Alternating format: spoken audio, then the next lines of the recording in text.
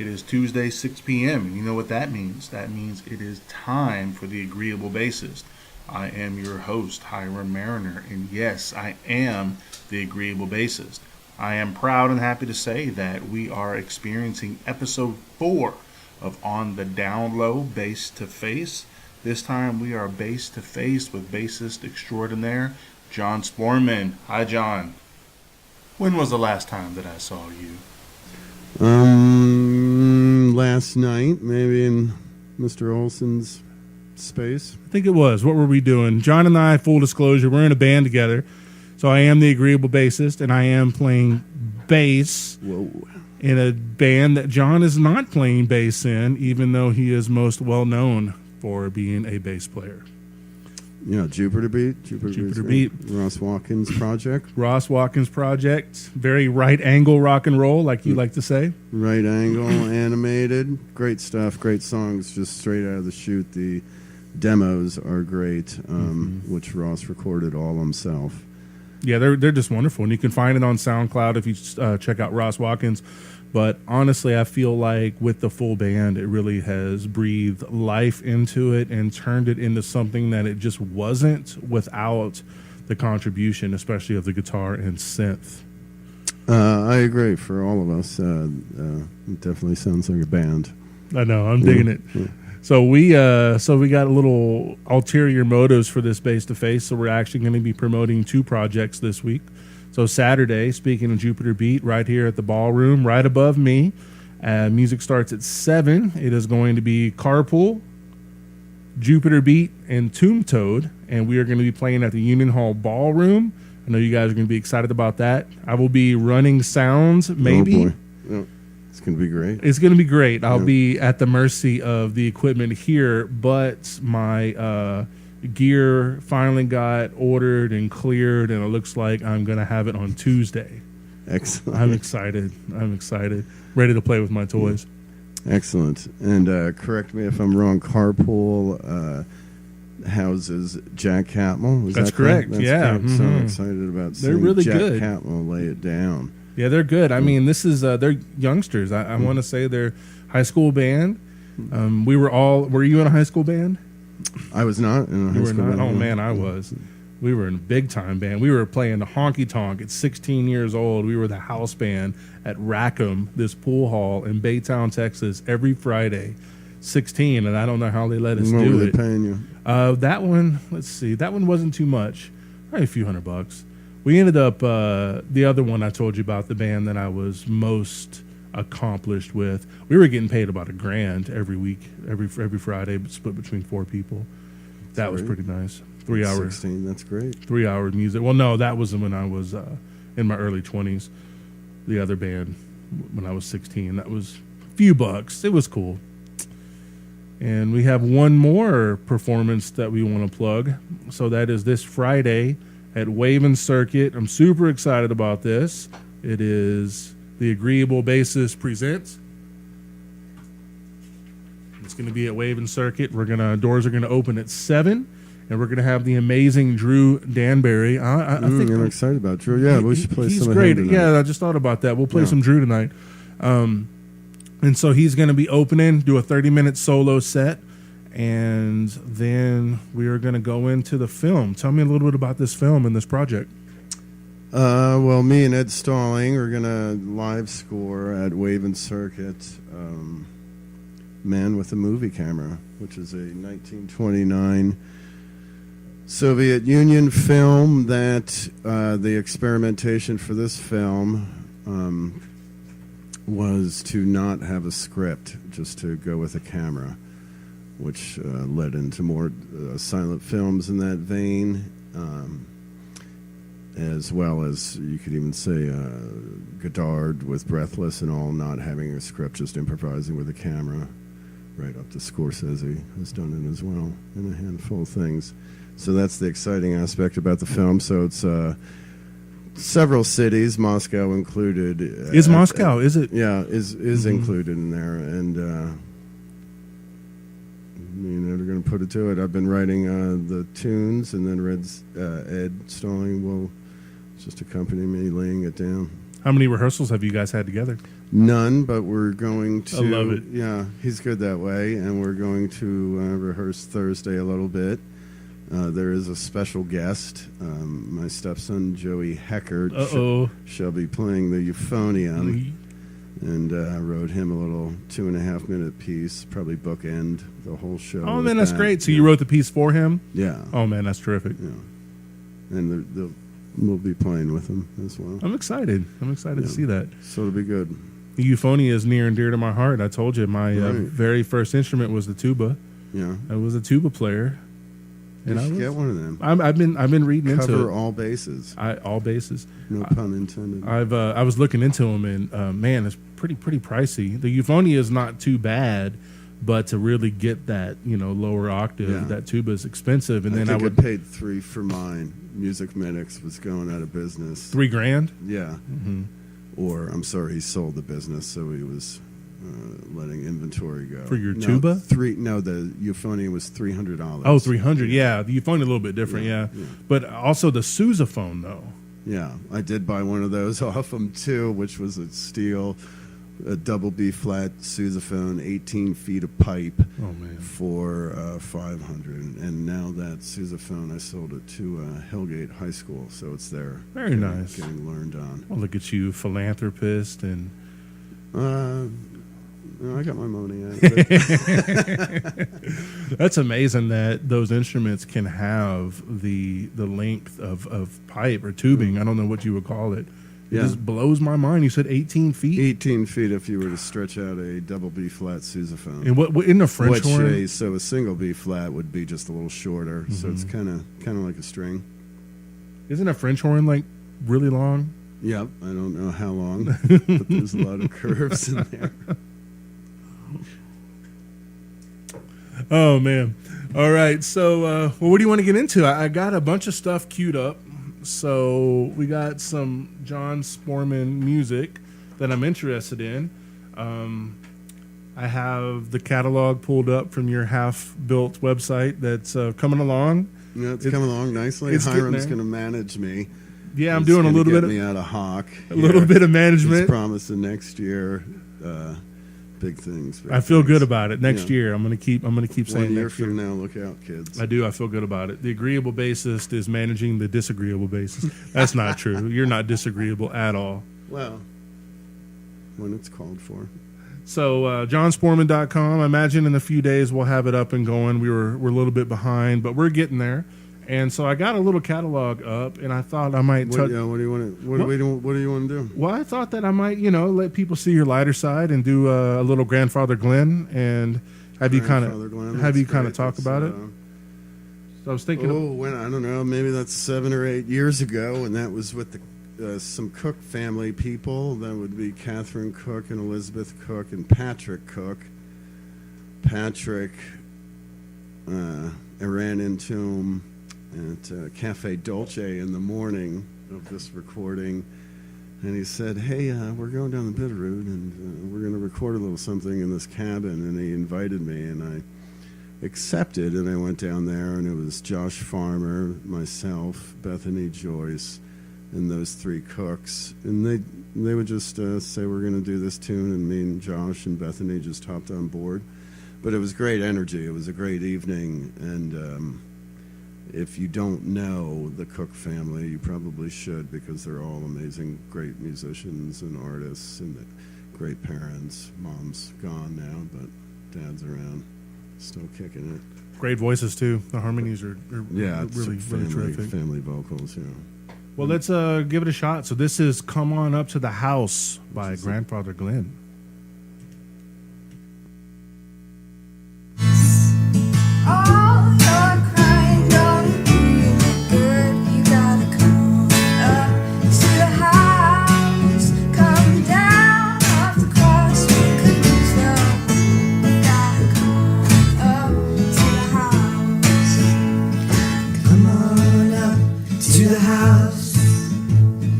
Come on up to the house.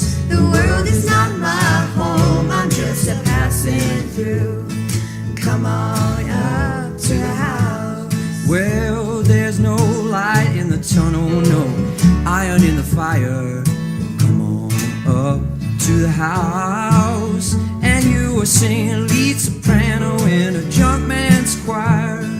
Come on up to the house. Yeah, does life seem nasty, brutish and short? Come on up to the house. The seas are stormy, you can't find no port, so come on up to the house. You gotta come on up to the house. Come on up to the house. The world is not my home, I'm just a passing through. Come on up to the house.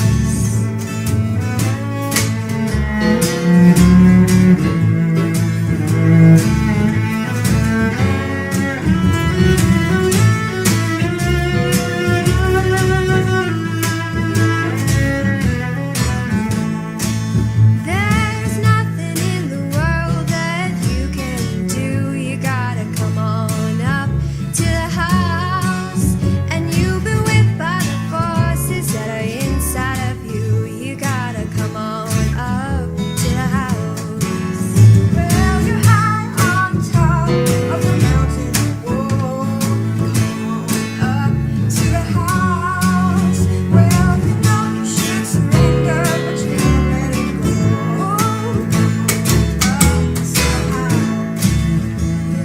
Come on up to the house. Come on up to the house. The world is not my home, I'm just a passing through. Come on up to the house. You gotta come on up to the house. Come on up to the house. The world is not my home, I'm just a passing through. Come on up to the house.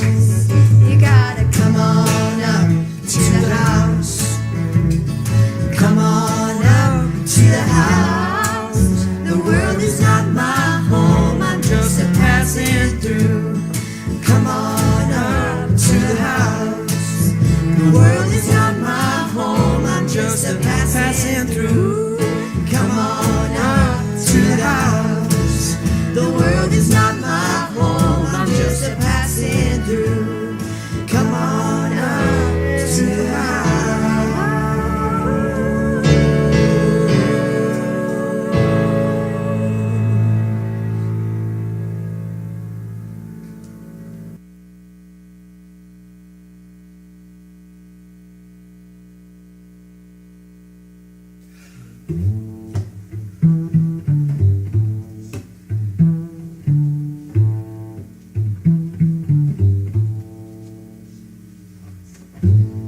Plain gold ring on his finger he wore.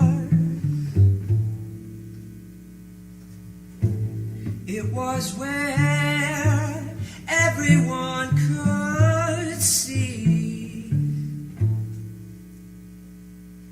He belonged to someone, but not me. On his hand was a plain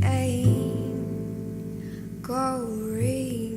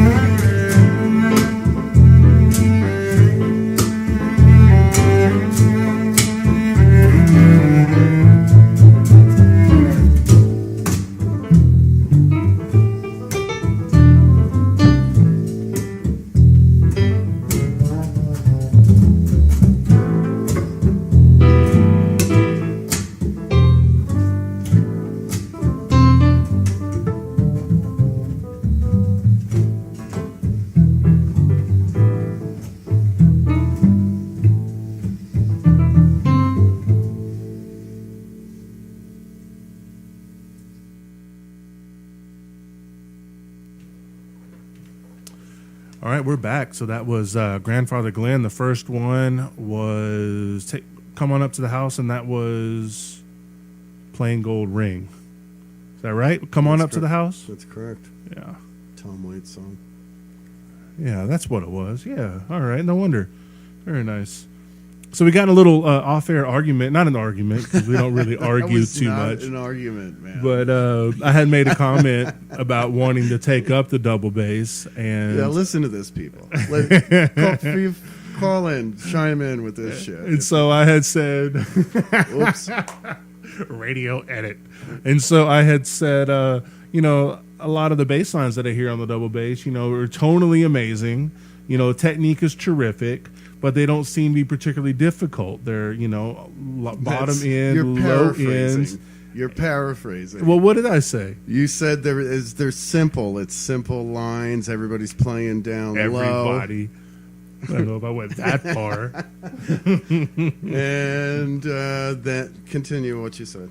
Well, and that's what I had said, and something along those lines. And what about electric players? And then electric players tend to be a little fancier. They play Get a little on up there, higher maybe, up on the neck, step out, you know, lead bass. I'm calling them out, people. That's what I'm saying. I don't know what music he's watching and listening to, but I remember there's both in both ways. I remember when we first met.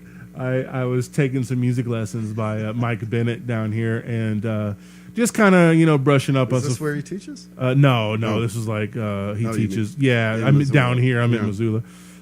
He's off Broadway, and he. And so we were teaching some stuff, and I was playing it, and you know I'm pretty fast if I want to be, and he had and he had made this mention that bassists these days kind of sometimes play lead bass.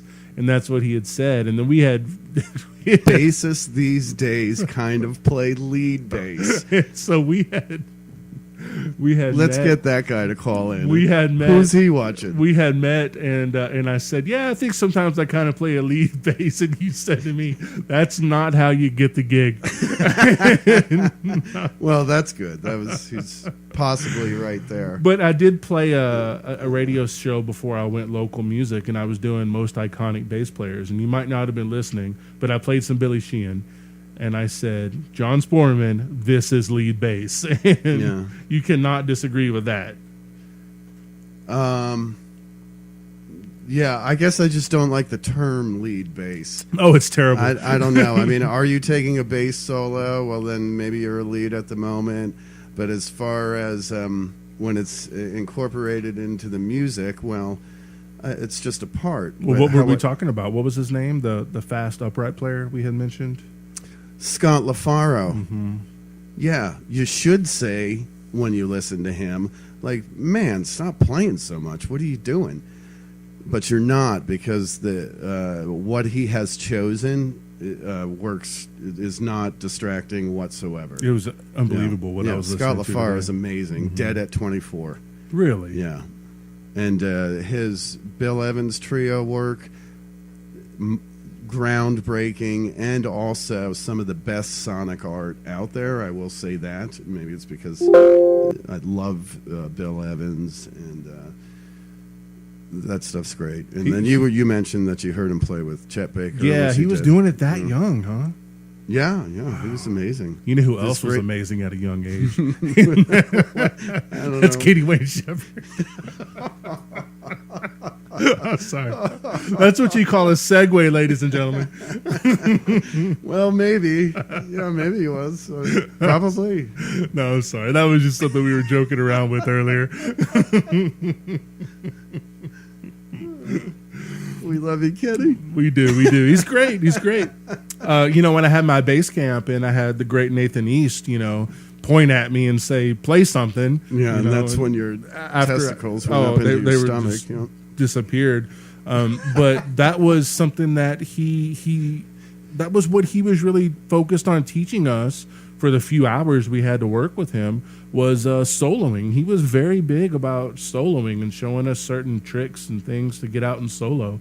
And it was kind of funny because it wasn't quite what I was wanting to learn. His basic class was about soloing? Just him. That's all. He didn't really have a class. It was just, hey, I'm Nathan East, and this is what we're gonna Let's learn do. how to shred. People. I mean, and he can do it. I don't know if you've ever heard.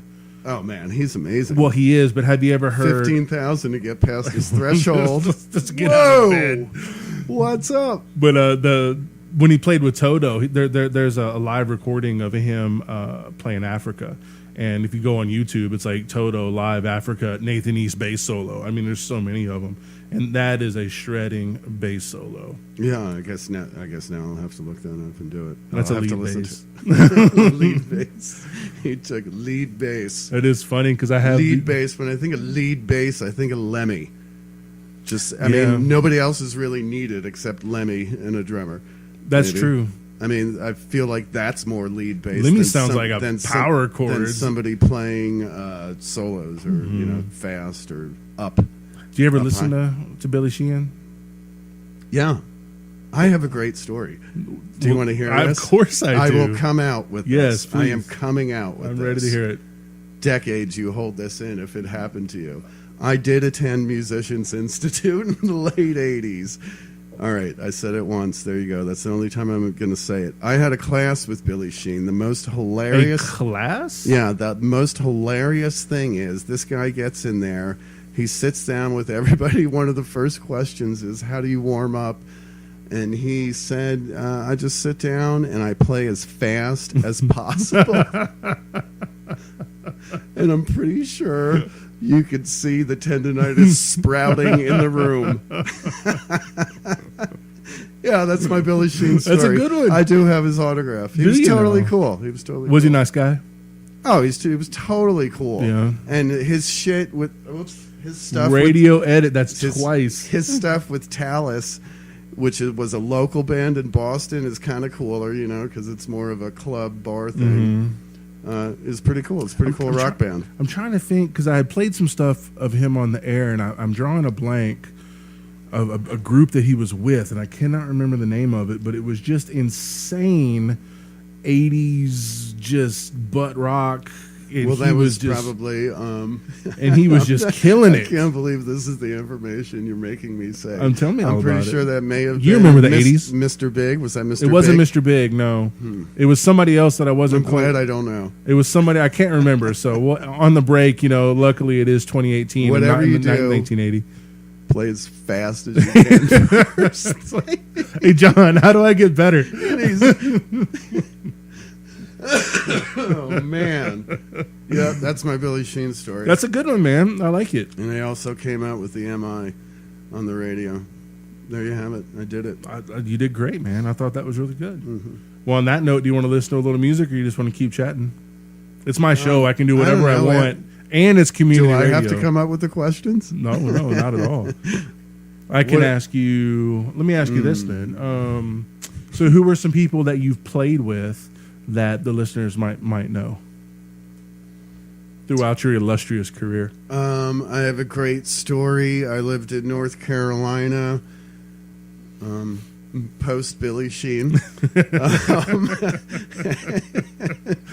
I was a member of a house band at this joint. It's called 10 Years After in Hickory, North Carolina. And That Derek just Trucks sounds was racist. just starting out, and the bass player was sick.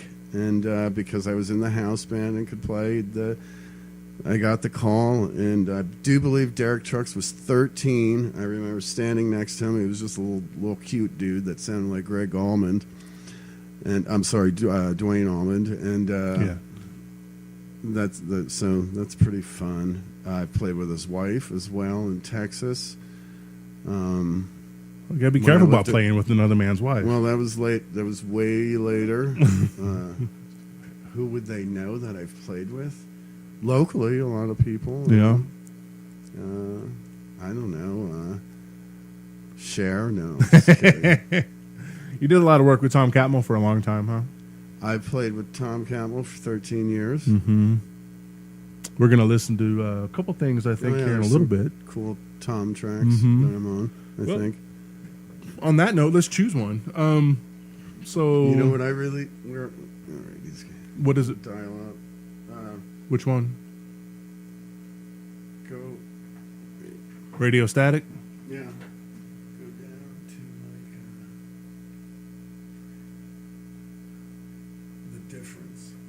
All right, so this is the difference, and Yeah. tell me a little bit about it. This is Radio This is Static. a cool track that Tom wrote, of course, as he wrote everything. Great writer, vocal writer.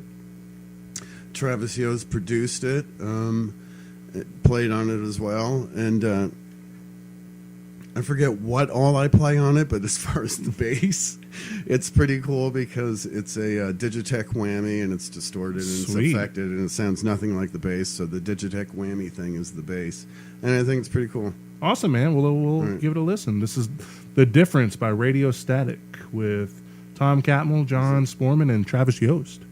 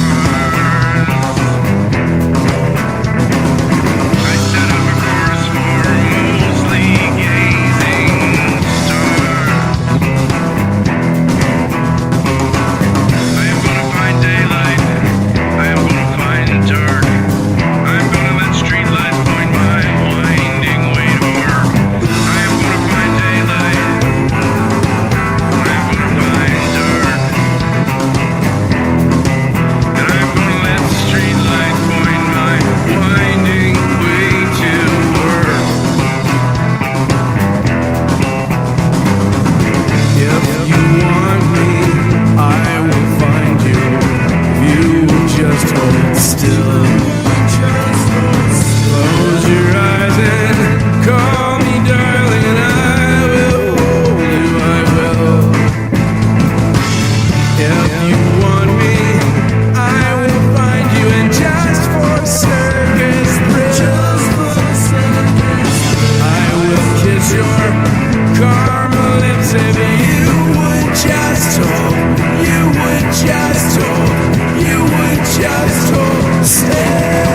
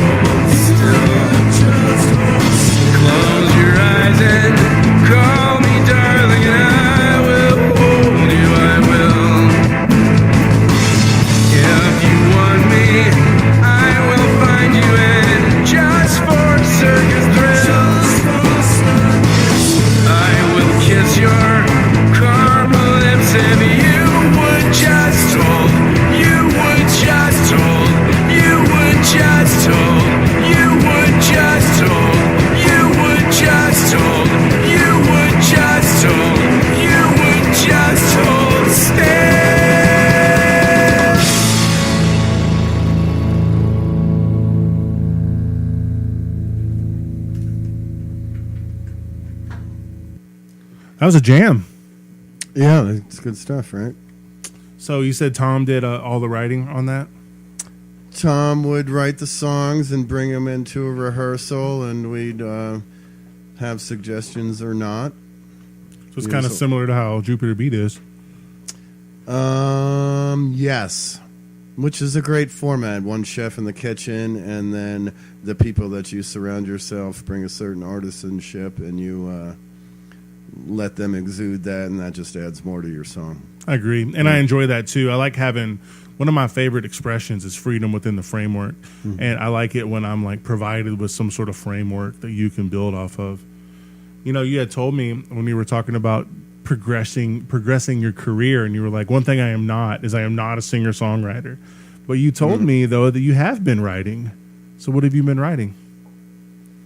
Not singer-songwriter stuff. I didn't say that. Are you setting this up to fail? No. I'm just curious. No, I write music. I studied music composition and all that. Where'd you study that at? I studied that here, and whatever. Right?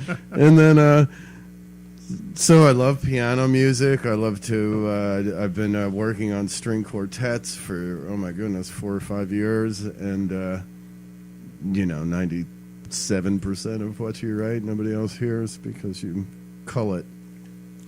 Keep the money. What all instruments do you play, John? Well, I'm definitely a bassist. Bassist. Electric bass guitar or double bass. Second to that, I would feel comfortable on guitar or keys, and then cello, and then I love to play the musical saw as well. I feel I love you playing a musical saw. I think it's so cool. Yeah. It's novel, and you do it quite well. I enjoy it. Excellent. You're actually a really good guitar player. I mean, you play guitar with us. Your tones are great. Your chords are really interesting. You feel you're about even on the piano as you are with the guitar? Yes. I've not heard you play the piano. Well, son, you are in for it one day. I'm excited about that. Serenade you with some man, I would love that. I would prefer a cello serenade, but I'll take... My cello is pretty creepy. My cello is not... My cello is more... if that's what you're into, yeah. I like creepy cello. I'm in. Speaking of creepy cello, no, I'm just playing. Missoula Parks and Rec, the Mount Jumbo winter closure ends May 1st, 2019. In order to protect wintering elk, much of Mount Jumbo is now closed to recreational use. This closure includes the north zone from the Saddle Trail to the north, closed until May 1st, 2019, and the south zone from the Saddle Trail above Lincoln Hills Drive and south to I-90, closed until March 15th. This closure provides a safe buffer for the elk, enabling them to feed, maintain an energy balance, and continue to live through harsh winters. Trespassing during the closure is illegal and subject to a fine. Looking at you, John. 2 trails in Jumbo's south zone remain open during the closure. The L and I-90 trails are open all year, and both are accessible at the Cherry Street Trailhead. Dogs must be leashed during the winter closure. For more information on the Mount Jumbo winter closures or the Elk Spotters program, call Missoula Parks and Recreation at 721-PARK. That is 406-721-7275, or visit MissoulaParks.org. That's right. And I agree with that statement, to be honest. They're not being tyrannical.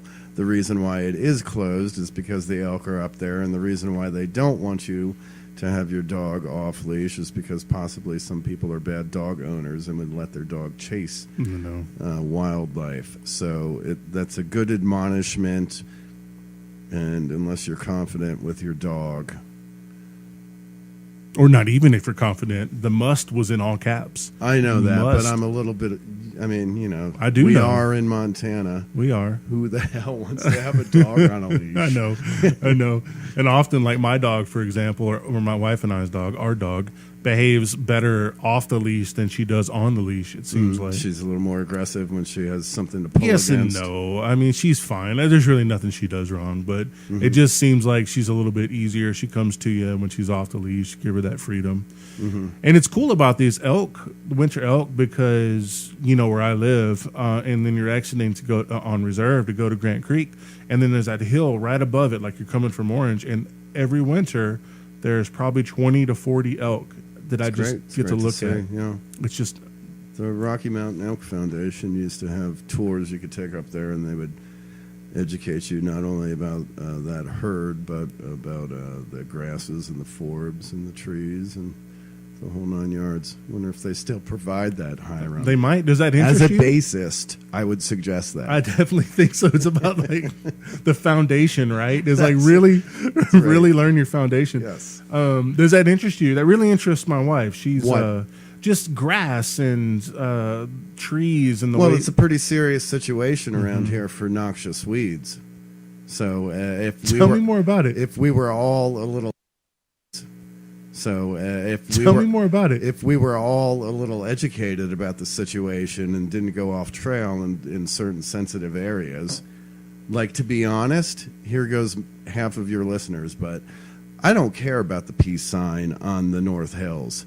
You know, I care more about possibly seeing more bitter roots up there, which requires less trampling and the spreading of noxious weeds.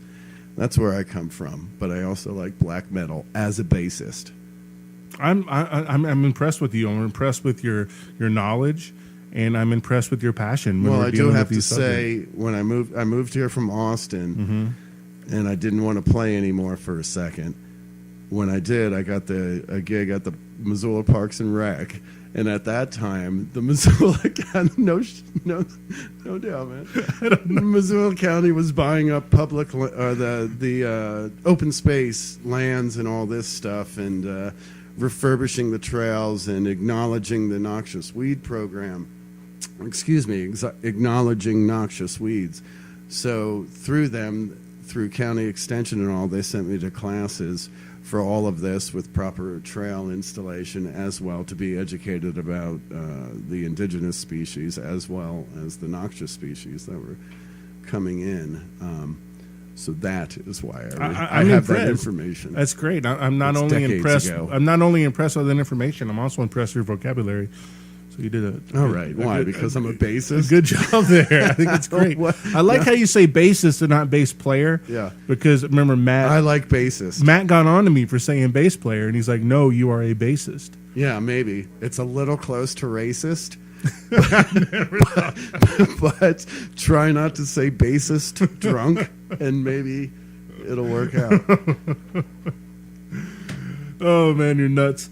All right, what do we got coming on this week? I was talking to old Hank Donovan, the founder and CEO and owner operator of Rattlesnake Cables, Best which thing ever. I see you're wearing a rattlesnake I am. shirt. Hank Donovan, So, I am. he I didn't is. He notice actually that. is. He's wearing a rattlesnake shirt. So I think that's just absolutely terrific. And so Hank had told me, living here in Missoula, he said that the Missoula music scene tends to ebb and flow, and it kind of goes on an upswing and then it goes down. And I had brought that up to our wonderful synth player Ben Weiss, who also hosts a show on KFGM, Twice as Weiss. And Nepotism. he had said that he believes we're in an upswing, and I don't know. This is really my first full season as a musician here in Missoula. But every time I read the calendar, which is what I'm about to do, which is why I'm talking about this, I find so many great things. And you mentioned Austin twice. I am from Texas. I lived in Austin for a while. I got friends in Austin. I partied in Austin. And, man, what a great music scene. It's just an insanely great music scene. But in a way, it's kind of oversaturated. It's so full. And I can imagine it could be something along the lines of Nashville, which I haven't been. But I could sort of see that. But when I come to Missoula, I've not seen a bad band. Not a single one. Thoughts? Oh, well, they're out there, and I may have been in one a time or two, so I'm not saying that. Ebb and flows, yes, it does ebb and flow, but you might say that for any town or city with the arts. Totally understandable.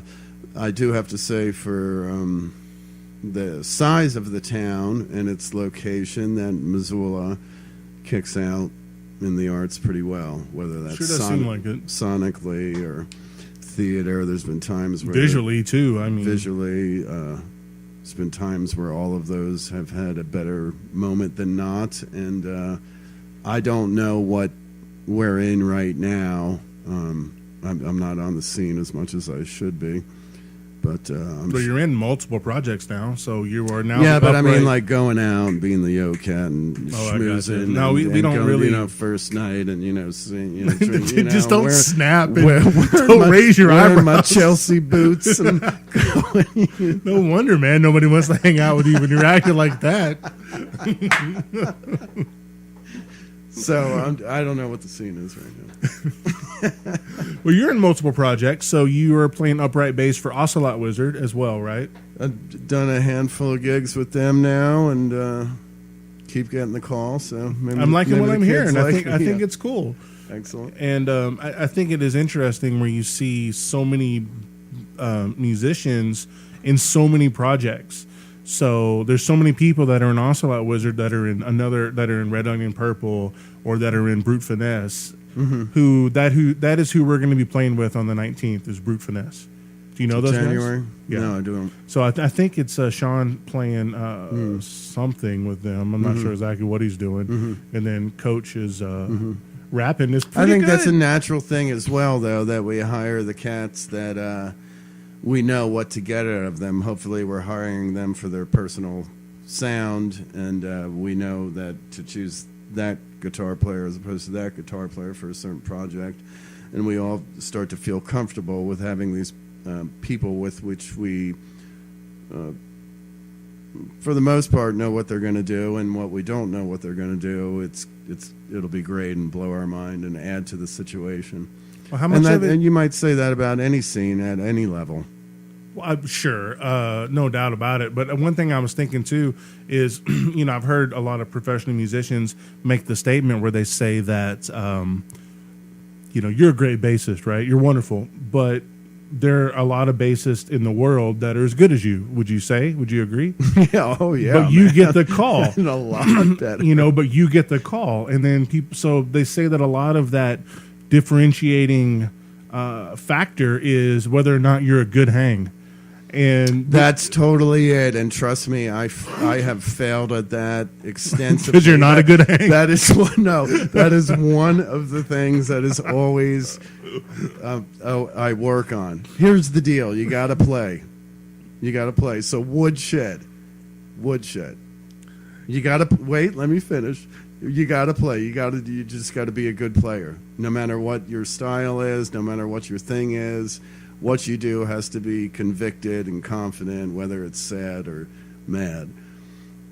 You have to have good tone.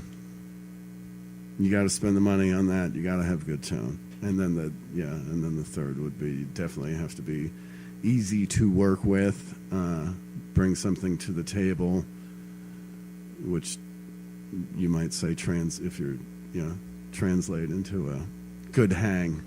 Help coil some cables from time to time. Ron Wood syndrome.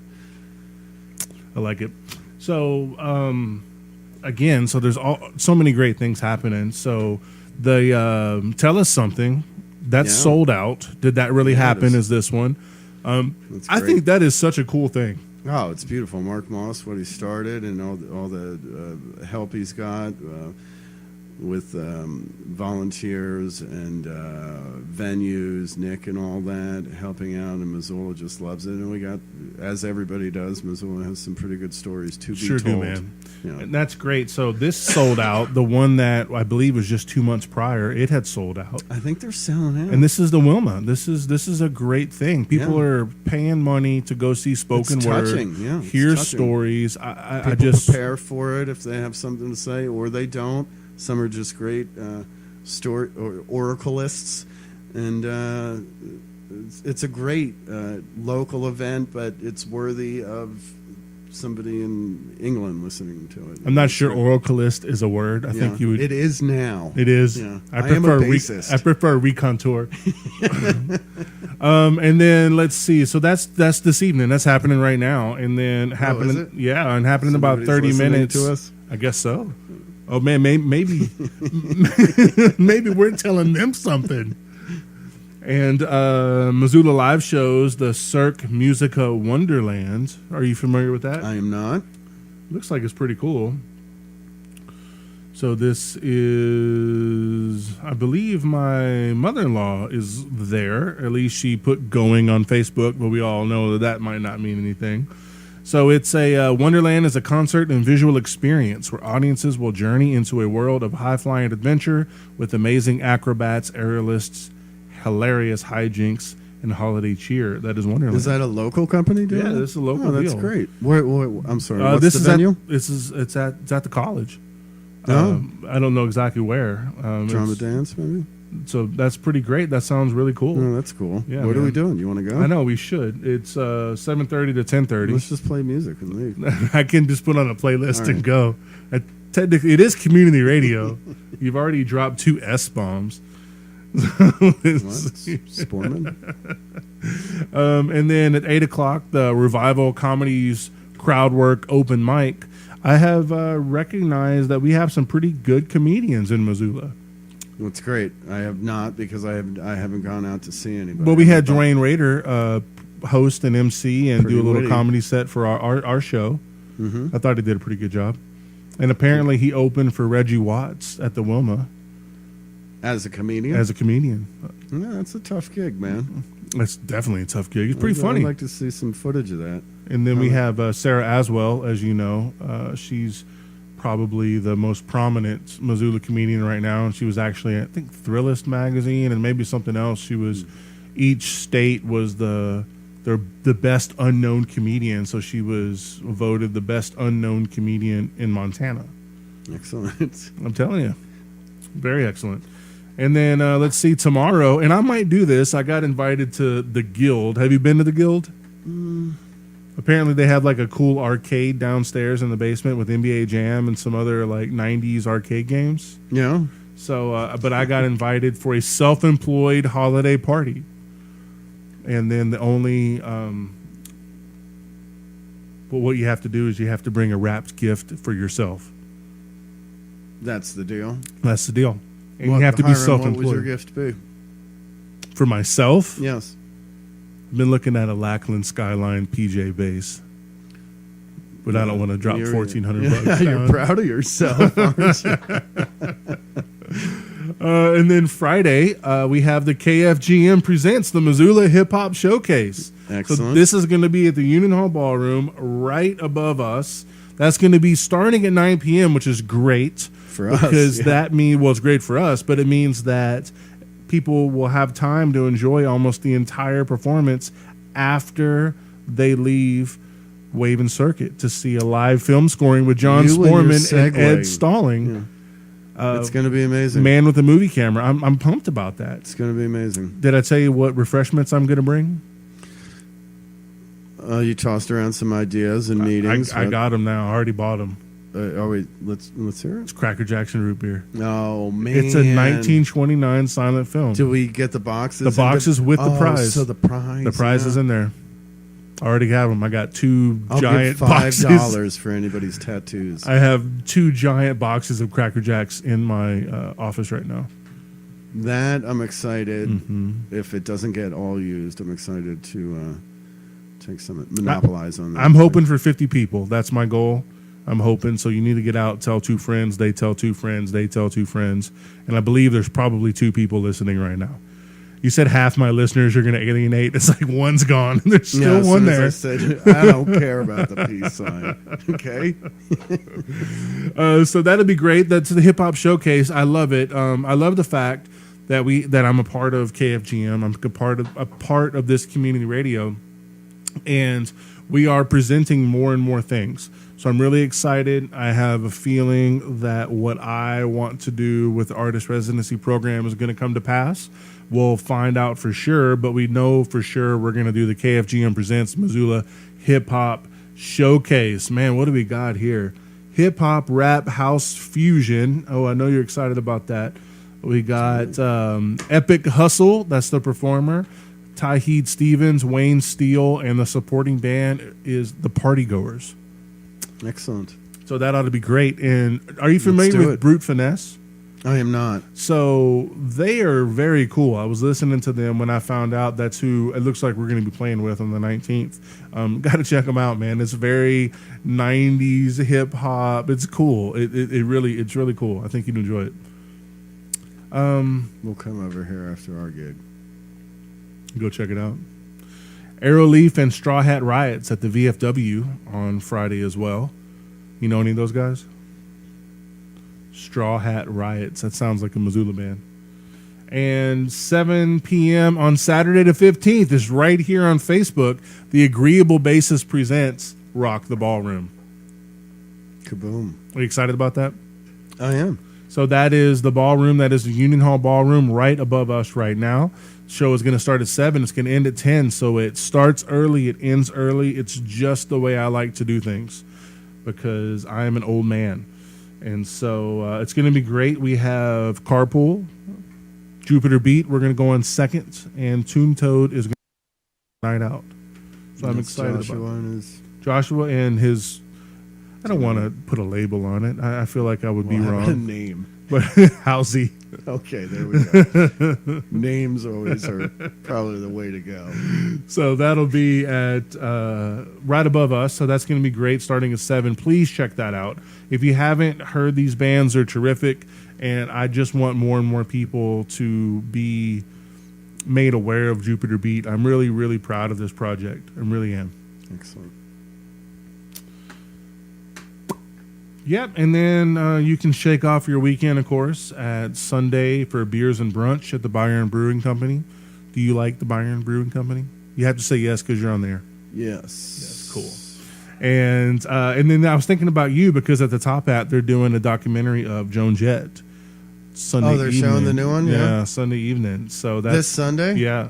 Oh, man, really? Yep. Joan Jett Bad Reputation documentary at the Top Hat, and I know that you have a fantasy to play bass with Joan Jett. Yeah. You're going to make that happen. I'm going to make right? that happen. All right. I really am, and I think that'll be. I will lay it down. I think that would be great. And then there's a men's circle at the Hummingbird Lodge Healing Arts Center that I was invited to that I'm thinking about going to. Excellent. I have to double check my schedule because also Jenny Lynn from Poppy Bakery, we are doing a prefix dinner, Claire and I, where it is a medieval feast, and so it's every Heard about meal. this, We already bought and paid for. I'm super excited. I think it's 4 or 5 courses, something like that, and Isn't Tom? it's time specific. Isn't it Tom, her husband? I think so. doing Yeah. some of it? Yeah. And Is it's- it Burn Street Bistro? It's I believe so. I think Yeah. you're right. I don't want to misquote, but I think Tom's you're right. involved in that. Jenny But and it's Tom. period specific. So it's everything that was in the medieval times. I am going to be eating. I'm sorry. What is the date on this one? This is Sunday. Is it everything? Is it sold out? I don't know. I'm sure that she can make another spot for you. Maybe so. I think it'd be great. It'd be worth reaching out to. I'm super excited. So we're pumped. Lots of liver. That Yeah. can be on there. But you know, My dad never liked liver. Well, think I he was normally- raised on liver. He couldn't even look at it. He couldn't even smell it. He's do you like liver? No, it's that's not my texture. It's not the taste. I should it's the say, I believe texture. this is more minced and more pate Sure, I'm style. sure it'll be amazing. I doubt it's going to be like that Lu- wasn't a negative. I doubt it's for going to be like Sunday Luby's event. liver and onions. You ever been to Luby's? Didn't you live in Texas? No. I may. I was a vegetarian in Texas. Oh my goodness! No wonder they ran you out of there. So that was Sunday, and then I would be remiss if I didn't make a mention that on Tuesday, December 18th, Movement for Movements at Missoula Winery and Event Center. Good things going on there. Yeah, I'm excited. So my wife is the project manager of Movements for Movements, and they're trying to get that going, turn it into a good nonprofit. I'm just real pumped about it. So it's Quentin Robinson. I don't know if you know who he is. I do know. Is an who he exceptional dancer. I mean, like crazy good, like Yep. national crazy good. He danced for Victor Wooten on the trio when at the Wait. Wilma. The bassist.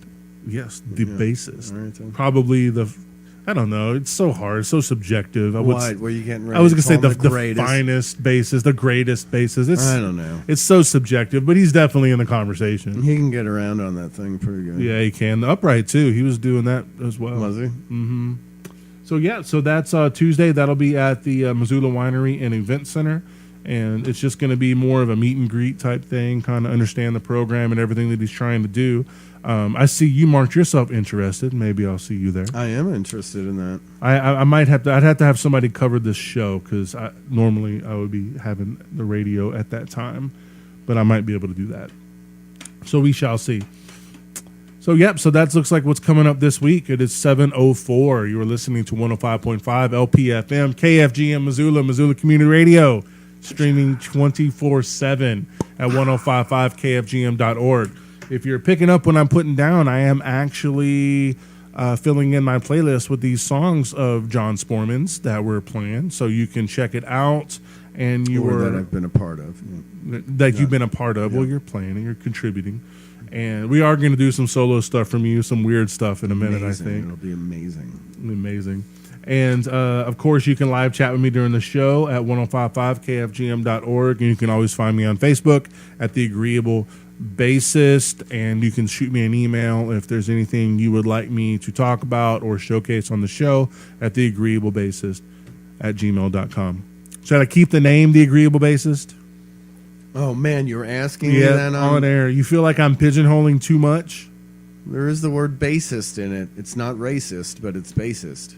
It's pretty. Yeah, I never thought of that correlation until you told me that. That's just a joke. For your production company, if you're going to switch it, it needs to be switched now. So you think I should switch it? Maybe.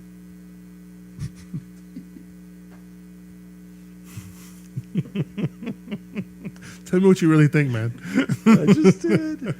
I don't have any suggestions. I am that guy. Oh, man. Yeah. I wouldn't do that. No, I got nothing for you. All right. Well, speaking of that, let's do something weird. Do you want to pull something off your SoundCloud page, or do you want to do something off of your How about the catalog? classical?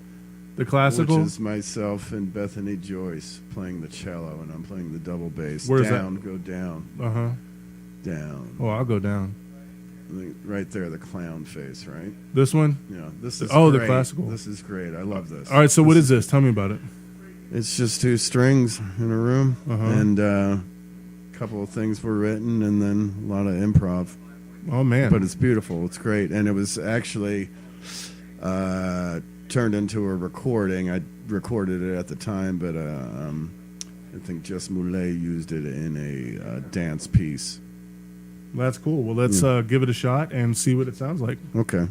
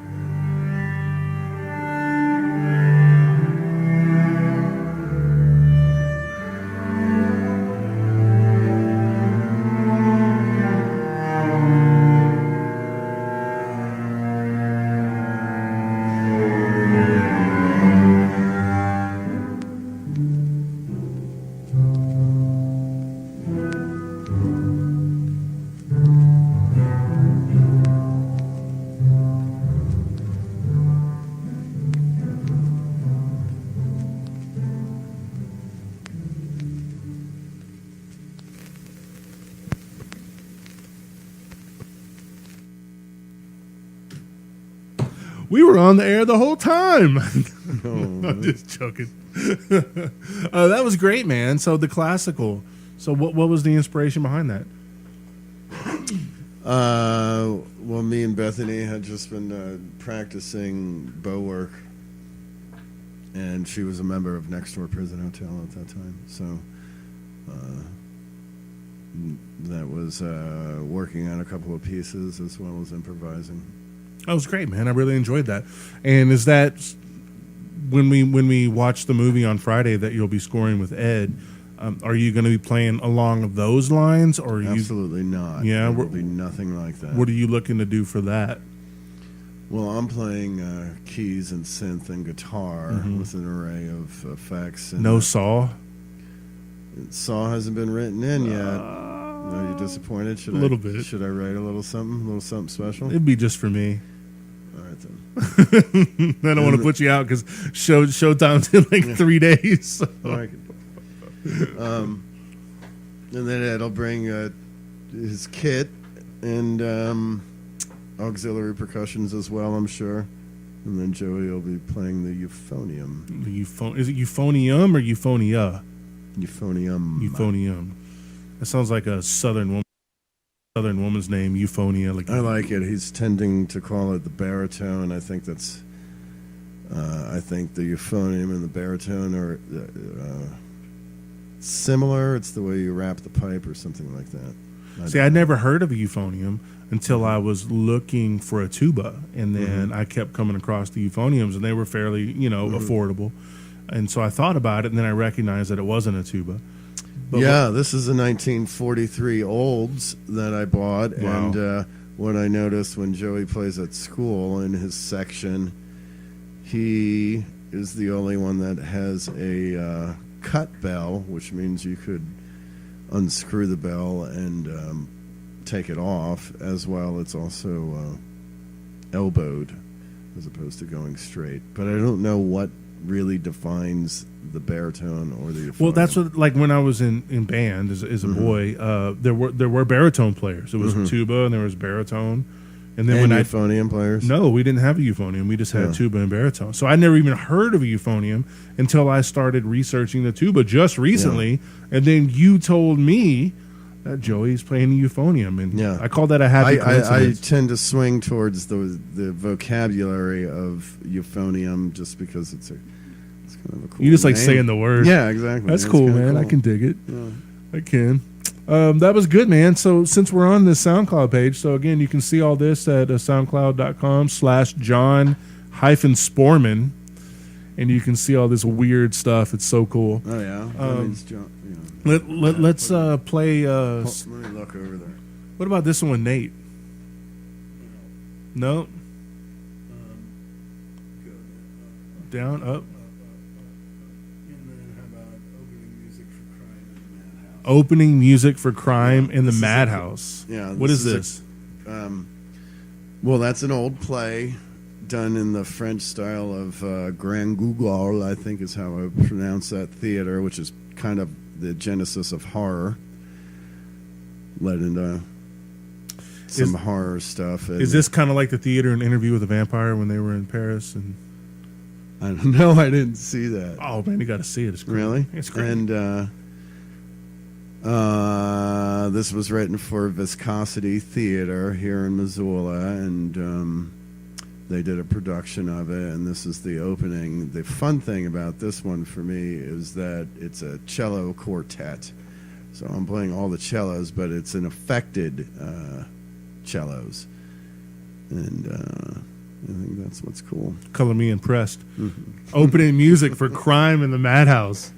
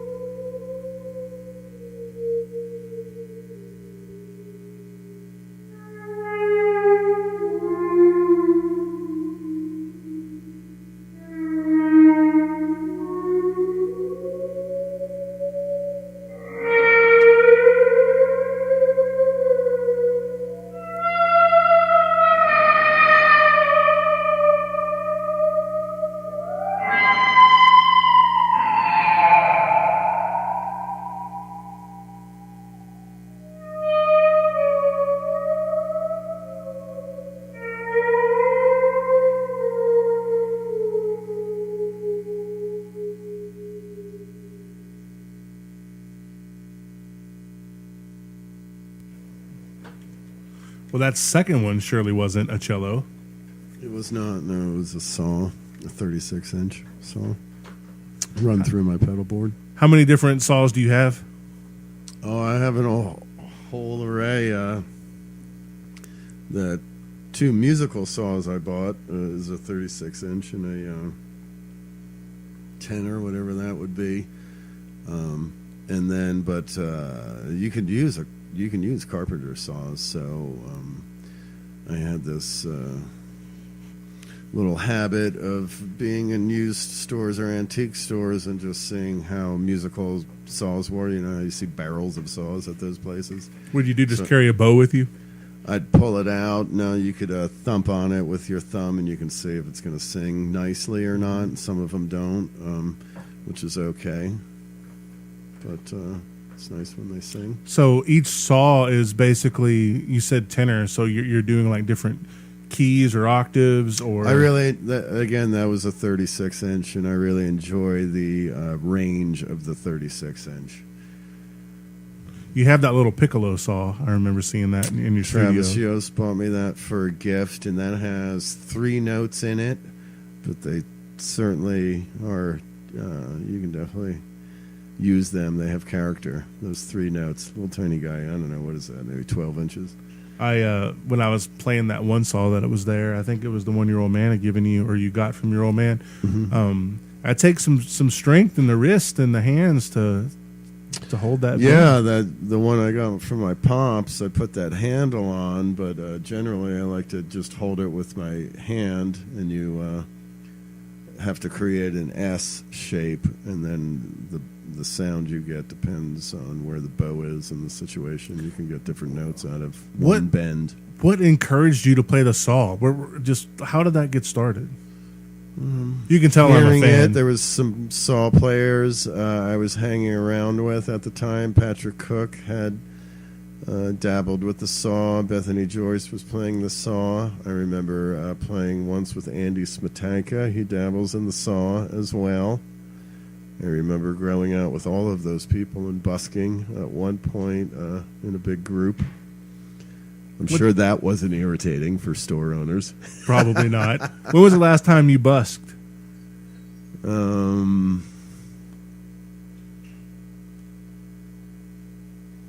years. You know, I was thinking about busking downtown. Yeah. I could play Margaritaville. Nobody stays for the whole song, so I could just play Margaritaville like nonstop. Oh, people stay. What do I have about busking? I love it. I think it's great. Can you imagine exposing yourself on the street? I think it's wonderful. These crowd, these different. I always people drop a couple bucks in it. Always. Well, if it's good, yeah. And you can do anything. Yes, you could sing Margaritaville, but I bet you that's not going to get as much money as playing the musical saw or No way. some other cool thing. No, the musical saw is way cooler than Margaritaville. I like it. So that was Owen America, and before that we had done opening music for Crime in the Madhouse. So this is along the lines of your scoring skill set. Owen America, the Saw song was that was just me laying something down, but yeah, the majority of everything was written for a project. I like it. Yeah, I like it a lot. I think it's really great. So what do you want to play next? We have a lot of stuff to choose from that we haven't even...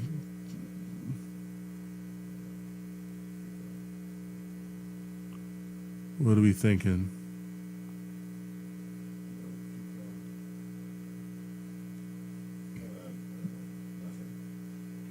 Excuse me? This one? Close?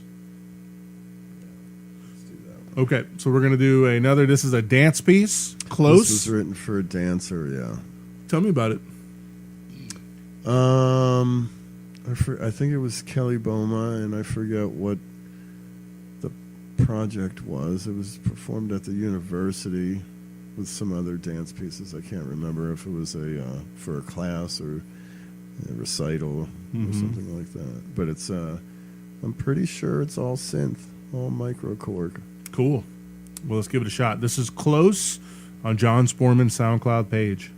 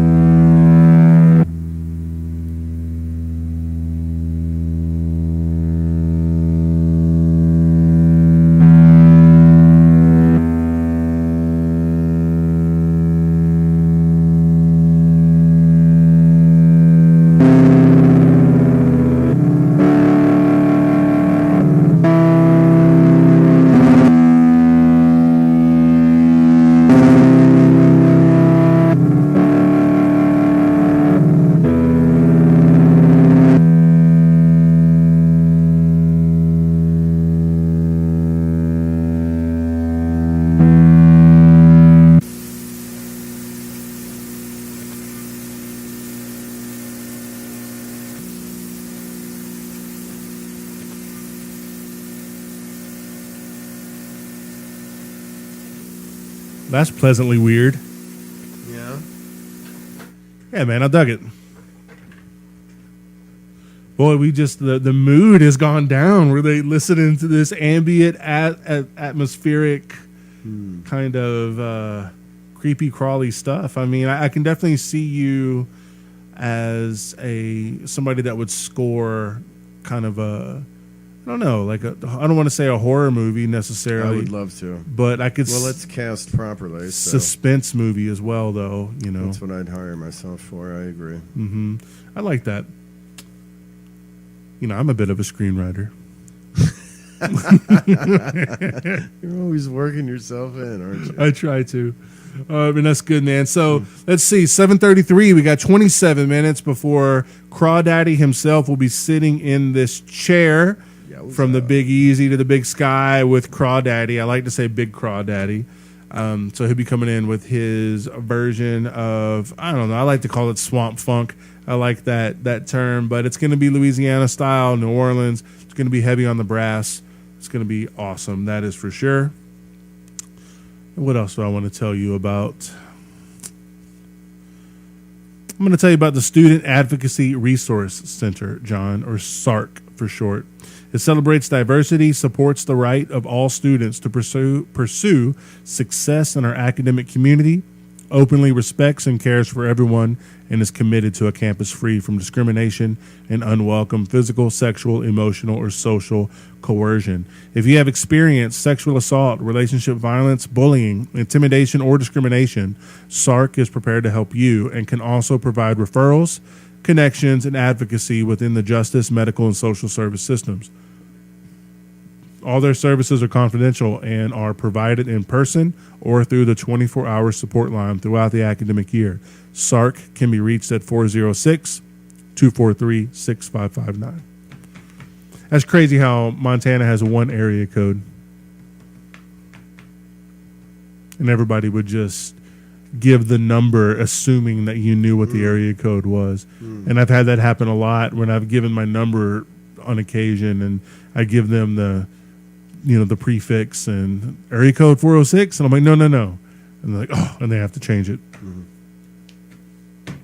What say you? I think there's only 1 million of us, man. That's it, man. Not too many. Don't tell anybody. I know, right? I've already seen somebody with the bumper sticker. It's like Montana's full, go home, like that kind of thing. I saw a lot of that in Colorado when I moved to Denver. Colorado's swamped. It was a lot. All right, so 25 minutes. I'm thinking, how about some Drew Danbury? You want to hear a little bit of that? Some Drew. Let's do this. He's opening up Friday night. Yes, Drew will be opening solo set Friday night. I'm excited. This guy, not only is he a great musician, he's a great barber. You see this? He did this. You see that? That's looking great. Where? At Compass, across the way. Excellent. So he did it. Give me a close shave with a straight razor. About once every 2 months, I go into Compass and I get the full treatment. The facial, the hot towel, the conditioning cream. As it should be. As it should be. Yeah. That's exactly how I feel. And Drew is not just a singer-songwriter. Educate us about Drew. But what I know about Drew is that he's a multi-instrumentalist, and I believe that he has recorded just about all the instruments on these albums. And if you take a look, I mean, my goodness, we're talking 1, 2, 3, 4. I have to add it up. I mean, this is like prolific. Yeah, this is like 40 albums or more. And where is Drew from? And Drew's from Utah. Utah. And he moved to Missoula about a year ago and wanted a better environment to raise his child in. And so he's the on-call barber at Compass. So that way, if he has a family issue, he can leave. He's not bound by any kind of appointment. They needed another guy there. They were getting kind of busy. That's exactly right. You know they are. I mean, that place is great. And so that's what he does. And I met him. We had a wonderful conversation.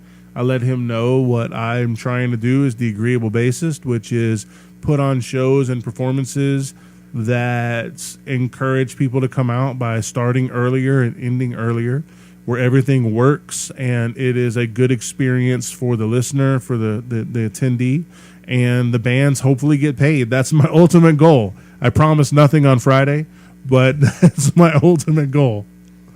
And he was really pleased with that, and we shared a lot of this, had a lot in common, and he turned me on to his music, and he was very humble about who he was and what he could do, and it's just amazing. So I don't And even know. excuse me if I'm wrong, but has he scored or something? Or Well, he's just a sonic artist now? I believe that you could probably call him that. He does. He has let me know that he is interested in filmmaking, and I believe he has made some movies. And because of that, I'm sure he did the scoring behind it. I would be guessing, but I would imagine that would be a pretty safe bet.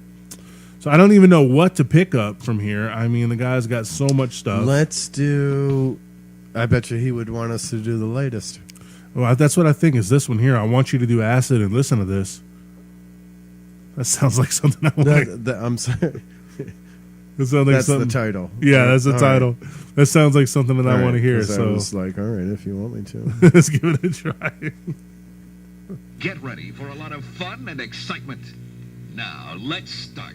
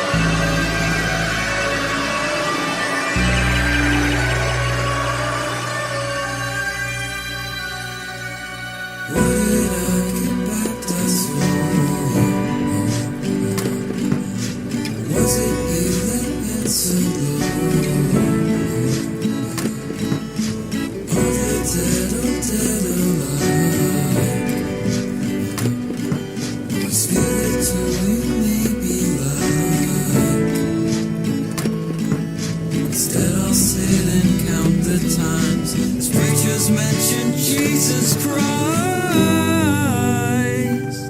Jesus Christ.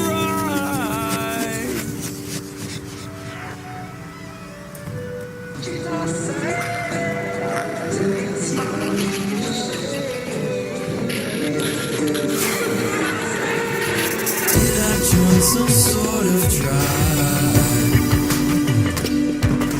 The kind where uniforms required. Don't step out of line or misbehave. An awkward eye becomes an ostracized face. Judgmental jokes become closed mouths. That hammer in the nail that's sticking out. Sticking out.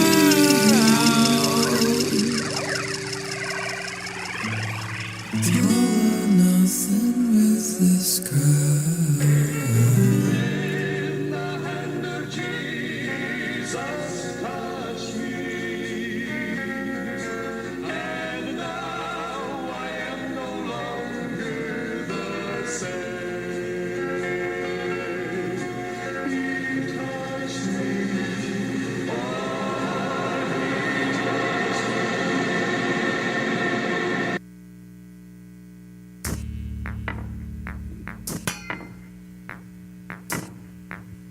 This pressing way.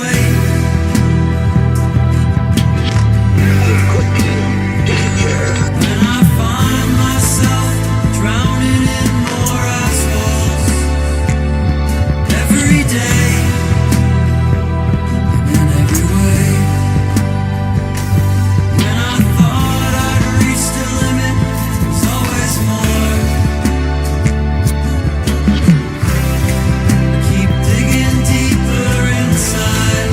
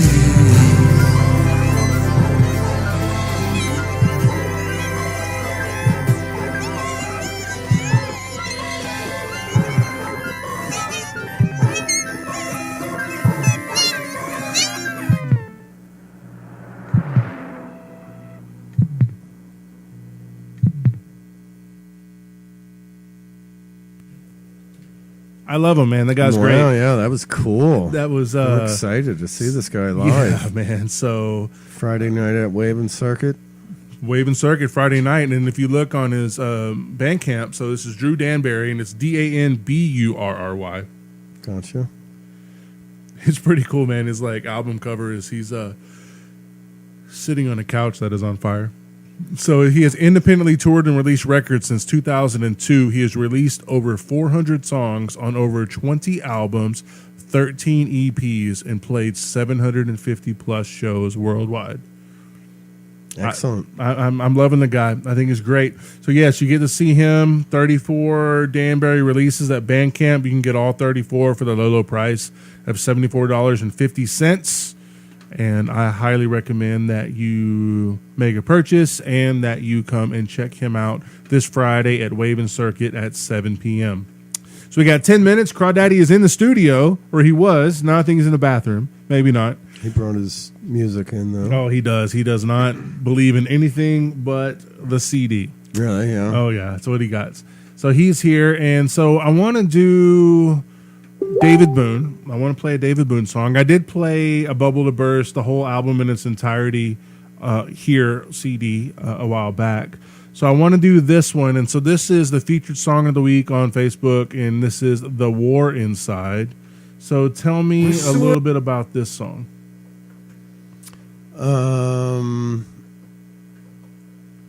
As in my part? Mm-hmm.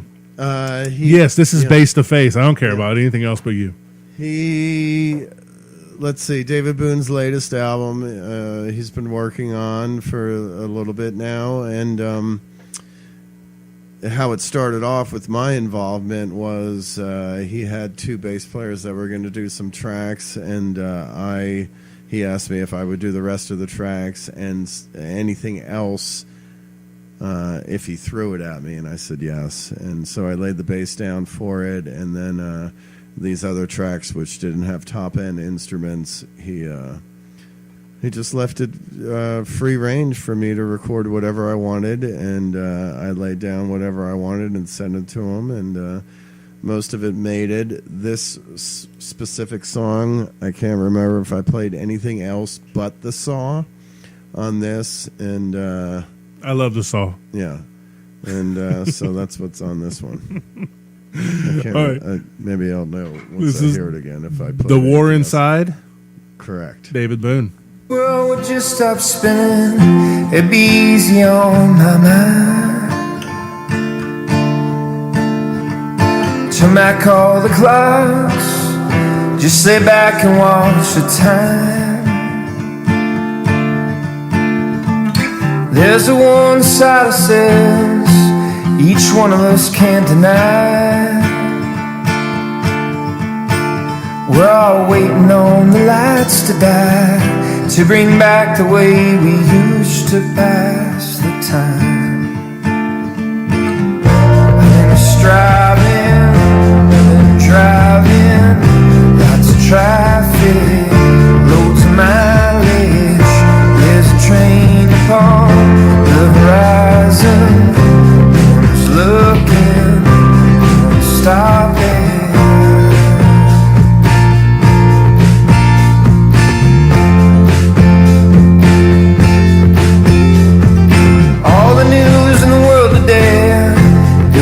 Heavy on my mind, between the blues and bills to pay, mama's welling up inside. There's a one side of sense I know you can't deny. It used to be a campfire, became a stadium of light. There's puppets on the pulpit, setting precedents of minds. What used to be a tree for baby became a room that stays of thrills and man's demise. I've been striving, I've been driving, lots of traffic, loads of mileage. There's a train upon the horizon.